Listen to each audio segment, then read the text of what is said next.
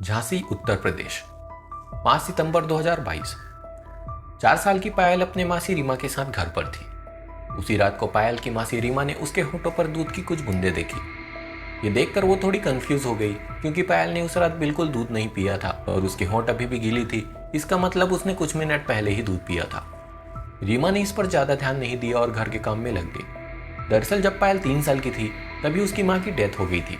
इसके बाद से रीमा ही पायल की देखभाल करती थी। रीमा एक बहुत ही सच्ची और खुशमिजाज महिला थी। उनका पति शहर के इलाके में काम करता था, इसलिए वह आमतौर पर अपना सारा दिन पायल की देखभाल करने में और घर के कामों में बिताती थी। काम के कारण रीमा का पति शहर में अलग रहता था।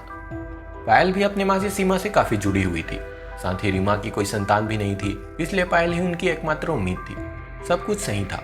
इस घटना के 2 दिन बाद रीमा और पायल दोनों ने डिनर किया और रात करीब 9:45 बजे सो गए। लेकिन रीमा की नींद कुछ आवाजों की वजह से बीच रात में ही खुल गई। जब उन्होंने टाइम देखा तो रात के 2:30 बज रहे थे।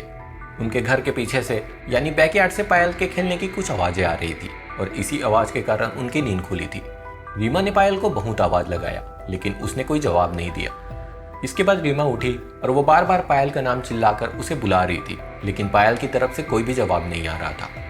पायल का नाम चिल्लाते चिल्लाते ही वो बैकयार्ड की तरफ गई। जैसे ही वो दरवाजे के पास पहुंची तो उन्होंने देखा कि दरवाजा पहले से ही खुला था। रीमा ये देखकर हैरान रह गई और सोचने लगी कि पायल दरवाजा कैसे खोल सकती है, क्योंकि उसकी हाइट छोटी है और उसका हाथ लॉक तक नहीं पहुंच सकता। उसके साथ इतने रात में कौन होगा, वो किसके साथ खेल रही होगी, ये सारे सवाल रीमा के मन में चल रहे थे। साथ ही वो बहुत डर भी गई थी, लेकिन अपनी सारी हिम्मत जुटा के वो दरवाजे के पास गई। जैसे ही उन्होंने दरवाजे के अंदर देखा, उनका चेहरा सफेद पड़ गया। उनका शरीर डर से कांपने लगा, क्योंकि उन्होंने देखा कि पायल अपनी माँ के साथ खेल रही थी, वो माँ जो 1 साल पहले ही मर चुकी थी। डर के कारण उनके मुंह से आवाज तक नहीं निकल रही थी। वो तुरंत भागकर पायल के पास गई और उसे साथ लेकर अपने रूम में चली गई और दरवाजा बंद कर लिया। इस चीज के बारे में सोच सोच कर ही उन्हें पूरी रात नींद नहीं आई। अगले ही दिन वे एक मंदिर में गए और वहां पूजा पाठ की। इसके बाद उन्होंने अपने पति को फोन करके बताया कि अब वह उनके साथ शहर में ही रहने आ रही है, लेकिन अपने पति के पास जाने से पहले उन्हें उस घर में एक और रात बितानी पड़ी। रोज की तरह उस दिन भी रीमा और पायल ने खाना खाया और सोने चले गए। सोते समय उन्होंने सभी दरवाजे बंद कर दिए और दोनों सो गए।